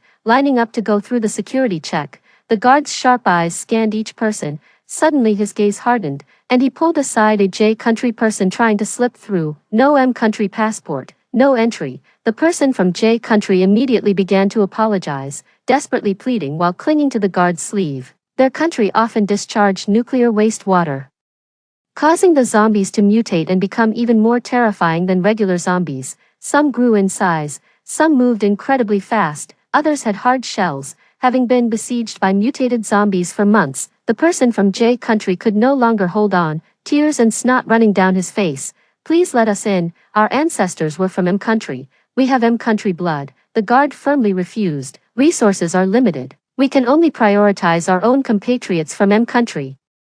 The person from J Country's face turned ashen, watching helplessly as the people from M Country boarded the plane and escaped the nightmare. On the plane from M Country, the broadcast in M language was so heartfelt it brought tears to the eyes. The attendants kindly offered hot water and steaming dumplings. Before takeoff, Sylvia's mother called excitedly, "We're about to head back. Don't worry, perhaps the M Country passport can't take you anywhere in the world, but when war and disaster strike, it can bring you home from anywhere." After a long quarantine, the returnees couldn't wait to get back home. Her best friend cried and threw herself into the arms of Sylvia's parents, the family overwhelmed with tears. We joyfully shared a hot pot meal, and then collapsed on the sofa, each engrossed in our beloved smartphones. Suddenly, her best friend sat up. "Right, Mom, Dad, someone broke into our villa while you were away." She narrated Peter's impressive deeds with vivid gestures and excitement. Sylvia's mother was startled. "You two young girls, how dare you confront him in the middle of the night? Oh, you called the police, quite brave and clever." Sadie's ex-boyfriend really is no good. Sneaking around in our house, why didn't he go to the Forbidden City instead? It's truly embarrassing. Send me that PDF, I want to see for myself. Sylvia's mother was on an emotional roller coaster. Sylvia's father's face darkened. Is that man still in the villa? He might be. Her best friend casually turned on the surveillance. Where's my big surveillance camera? I pulled my gaze from my phone. Bad news. The surveillance is gone. Good news. There's video everywhere. Peter's video had gone viral online. It must have been secretly recorded by a strong man. It was as if a camera was mounted on his head. Initially, from a distance, Peter's haggling with a woman was quite clear, but then Peter slyly pinched the woman's breast. The strong man cursed and rushed up. The two argued, and finally, Peter stabbed her. The camera pointed down, showing a bloody abdomen. This first-person perspective, like VR, was so immersive, I started feeling phantom pains in my stomach. This vicious assault attracted a lot of attention, looks like a decent person, but stabbed someone without even a frown, antisocial personality much. One person hoarded several supermarkets, way too selfish, leaving no room for others. He even wanted a mother-daughter triangle, and was refining copper, too. It was a classic case of an ugly toad trying to play the prince, charming no one. Soon after the story was shared widely, people began recognizing Peter. Looks familiar. Isn't this the guy who got caught cheating and couldn't extricate himself? They had to carry him stacked up to the hospital. I was shocked when I saw it. View image. Yes, that's him. I saw it in a group chat. Over 100 pages of a thrilling PDF. Anyone wants it? DM me. Check out the high-definition video of the affair on my homepage. The scandalous videos spread like wildfire, dragging Serena into the mess as well. Both of their reputations were ruined.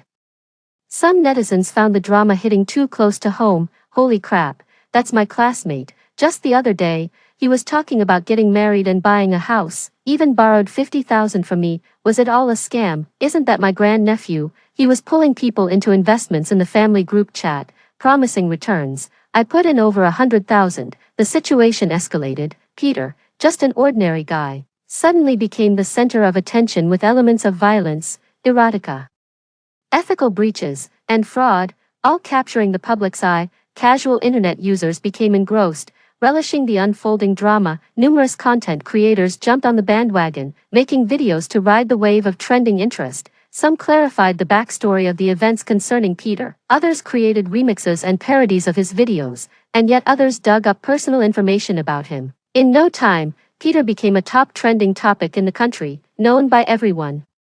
People who knew Peter started coming forward. Without exception, they had all lent him money for various reasons. Seeing Peter's smugness and hearing him boast, money is just paper, even the most gullible could tell. He never intended to repay the debts. They panicked. Peter's uncles and aunts stopped preaching. Family secrets should not be aired in public. They posted dozens of TikToks, tearfully demanding their money back. Peter's friends abandoned the usual, men will make mistakes. They vented furiously on social media, declaring that not returning the money was illegal and threatening legal action. In their quest to reclaim their funds, they contacted Peter's employer who, overwhelmed by the hassle, terminated his employment. With the drama unfolding online, the police swiftly issued a notice. As it turned out, the couple involved had already reported the incident. Initially, the police station was too busy, but they recognized the suspect as someone who had escaped from detention. The police were stunned. They immediately dispatched officers to arrest him, seizing the weapon and camera as evidence. With conclusive evidence at hand, the case was quickly resolved. The trial was live-streamed online. Peter was charged with multiple offenses including intentional harm, illegal possession of controlled knives, illegal fundraising, breaking and entering, indecent assault, attacking police, and escape from custody, involving sums amounting to millions. The money he had gathered under the guise of investment returns was returned to relatives and friends. For breaking into and damaging a private residence,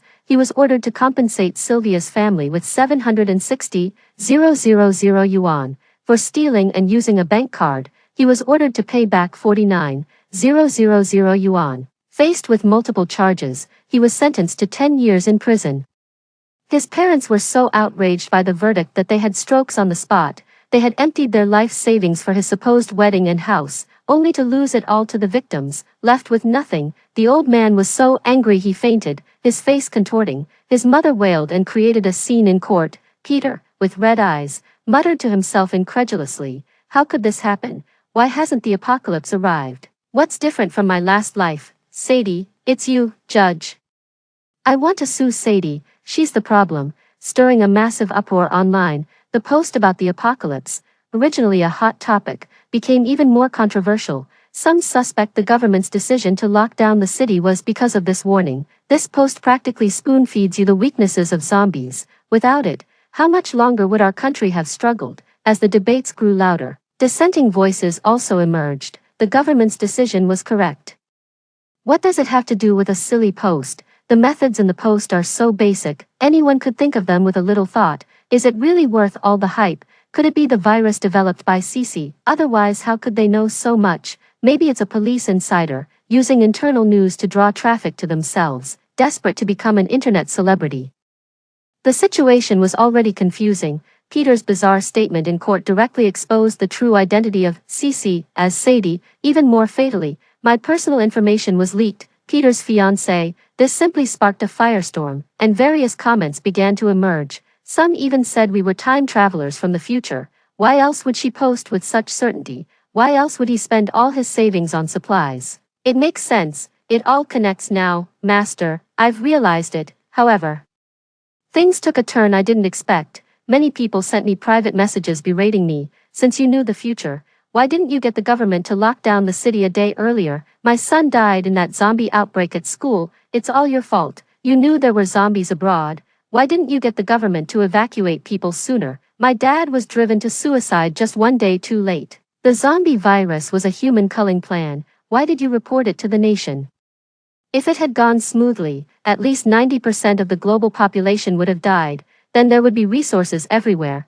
We could have achieved communism, and I could buy as many houses in Beijing as I wanted. You ruined such a great opportunity. Such a short-sighted woman. A swarm of malicious comments came at me. My information was leaked. My phone was blown up with calls. My inbox was stuffed. Some even doxed my company and address, sending me all sorts of horrifying parcels, cockroaches, rats, dead cats, zombie heads, a wriggling, grayish head with its mouth wide open bit towards my hand. I was so scared. I dared not touch anything anymore, dared not go out, and spent all day hiding at my best friend's house. To my horror, some maniac even splashed paint on the door. The people in the community were outraged and came to help us clean up voluntarily. They also enhanced security, intercepted all unidentified parcels, and kept suspicious individuals out of the community. They said, "Our community is safe and stable, all thanks to your post. You've already helped us. Now it's our turn to help you." My best friend's family all stood by me.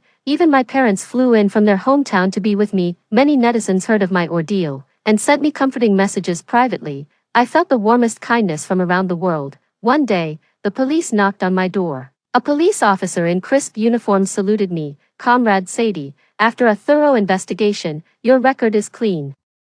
You are patriotic and dedicated. In this international public health emergency, you have made significant contributions, saving countless lives. Country will not fail any hero. The organization has decided to award you the National Medal and invites you to Beijing for the award ceremony." At the same time, the official account released this news. It caused a huge stir. Many netizens saw the announcement and only had one word to say, "What?" with so much online skepticism. The authorities had to step forward, publicly disclosed my 2 police reports, and stated plainly, Comrade Sadie's provided clues directly facilitated the government's lockdown decision, indirectly saving billions of lives in country. Her contribution is immeasurable. The usually low-key propaganda department also spoke out, displaying a zombie virus transmission model developed by Q University's Computer Research Institute, based on the daily human traffic in various parts of country. The incubation period of the virus, and the rate of transmission, calculations and simulations were conducted. Without the lockdown, the zombie virus would have covered Shanghai in one day, spread across the country in 3 days, with at least 300 million people infected and deceased. Considering the average family's stock of food and medicine, this death toll would have doubled. Comrade Sadie's courageous advice, the correct decisions of the nation, and the hard work of countless grassroots personnel made this major disaster disappear into thin air, ensuring the safety of the people's lives and property. In the prediction video, the white dots representing healthy people, densely packed in subways, schools, and offices, the red dots representing the virus, surged forward vigorously, rapidly seizing control of various key transportation hubs and crowded places. The infection spread from subway stations across the city and eventually nationwide, painting the map blood red. The video then shifts to the actual situation. White dots are evenly distributed in residential buildings. After the red dots of the virus appear, they multiply at an extremely slow rate for a while, then their numbers plummet dramatically, completely eradicated, leaving the map spotlessly white. The following scenes show grassroots workers organizing and distributing supplies.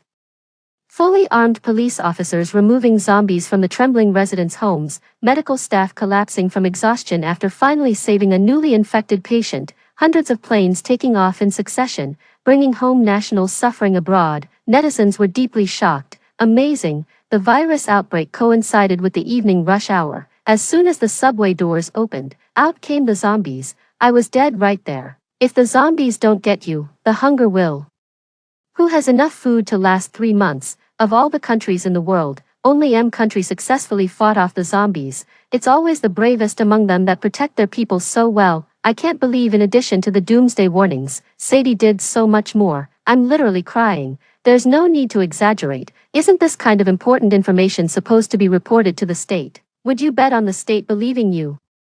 Spreading rumors can get you detained for 10 days. Sadie took a huge risk that Peter didn't report to the state either, didn't even tell his neighbors. Instead he borrowed money, hoarded supplies, and refused to share, leading to a whole community running out of food and medicine, almost killing people. Damn, that's despicable. It clearly shows who is better, Peter or Sadie. I heard Sadie even got splashed with paint. What kind of ingrates are these? It's disheartening. Those who bring warmth to others should not be left to freeze in the snow. Doesn't the police have anything to say about this? Of course, they do. The police issued a notice. Those who insult, defame, provoke, and cause trouble for Comrade Sadie will be detained for 15 days. In severe cases, they may face up to 3 years in prison, detention, or deprivation of political rights. Many were immediately intimidated, deleting posts and closing accounts overnight. My private messages, once filled with unbearable remarks, vanished, now filled with netizens' gratitude and blessings. Days later, in prison, Peter's legs were crippled and wrapped in thick plaster, his face bruised and swollen, his buzzed hair singed to reveal his scalp, his eyelids drooped as he numbly watched the news broadcast.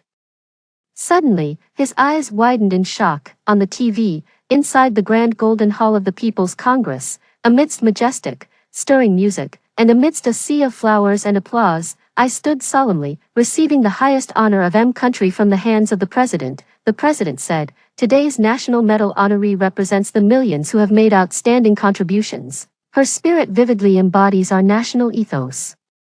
Her deeds and contributions will be forever inscribed in our nation's history, but I know, I only did what a regular citizen should do. In times of crisis, moving forward together, the honor should go to all the people of M country." 3 months later, the nation resumed production and work. Medical personnel traveled to neighboring countries to carry out humanitarian aid. 6 months later, M country developed a vaccine against the zombie virus and began clinical use.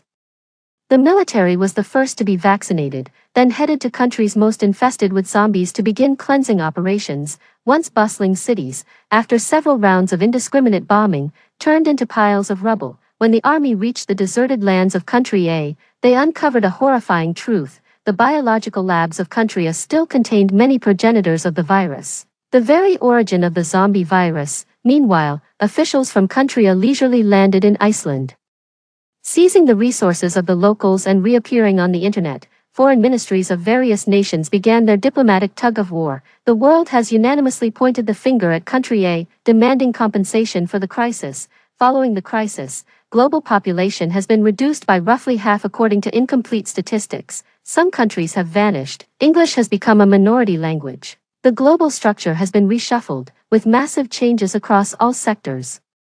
Subtly breaking down class barriers, many people from Country M have flown around the world to support medical aid, post-disaster reconstruction, and psychological counseling. Chinese has become the world's primary lingua franca. The passport of Country M's citizens allows them unhindered access to any part of the world. People from Country M, having seen a wider and more diverse world, no longer confine themselves to cramped rental spaces in Beijing, Shanghai, and Shenzhen, but have ventured into a broader world. The world is vast and full of possibilities, except for Peter and Serena. Initially, Serena's scandalous photos were the talk of the town. She thought the apocalypse was near, and that these people wouldn't last many days, perhaps even begging at her feet for food. She wanted to personally burst their eyeballs for their indiscreet gazes. But damn, the apocalypse never came. She went to work, only to face strange looks at the office. Colleagues whispered behind her back. In the pantry, she encountered harassment. Someone even tried to force her into the restroom to assault her. Unable to bear it, she resigned and hid at home, crying. Her parents scolded her, calling her a disgrace. Her classmates offered fake comfort, only to use her story as gossip. She cried, fell into depression, and even attempted suicide. Fortunately, she met a kind man who shone like a warm beam of sunlight in her dark world. He forgave her mistakes, eased her mind, and cared for her deeply. He was her hero. When he invited her to meet, Serena eagerly agreed, dreaming of a loving marriage and a blissful, ordinary life ahead. Unexpectedly, she was drugged by this man and sold to a massage parlor where she was tortured beyond recognition. Years later, after the police busted the prostitution ring, her ordeal came to light. Rescued at 30, she looked worn and deeply scarred. Her aging parents, bent over, went to the police station to pick her up. They looked at each other silently for a long time. Afterward, she no longer appeared in public, choosing instead to make handicrafts at home and sell them online, living out her remaining days in quiet. As for Peter, he had exploited numerous lending platforms. The police traced these back, busting several dens. Gang leaders were arrested, and in prison, Peter encountered the masterminds, leading to frequent beatings. Some inmates despised Peter for his previous offenses, taking their anger out on him, brutally exploiting him, turning his life into a living nightmare. The prison guards turned a blind eye. After a grueling time, he was released only to find his mother had passed away years ago and his father had suffered a stroke, paralyzed and burdened with medical debt. He wanted to borrow money for living, but relatives and friends, previously betrayed by him, shunned him. He wanted to work. But who would hire such a notorious person? He could only take on menial, dirty jobs to barely support his family. I had already forgotten about him. With the state's award money, I bought the villa next to my best friend's place. Our backyards connect, and we've planted peaches, watermelons, strawberries, and even set up a grape trellis to sit under and enjoy the cool shade. One day, a man passed by outside the yard. He was dark-skinned, lean, and stooped, dragging a huge, dirty sack. And he cautiously asked us if we had any empty bottles. My friend got up to fetch some, but when he saw my face, he averted his gaze and hurriedly shuffled away. My friend came back with an empty Coke bottle, but the man was gone, leaving her puzzled. I just smiled and said, he might be an old friend.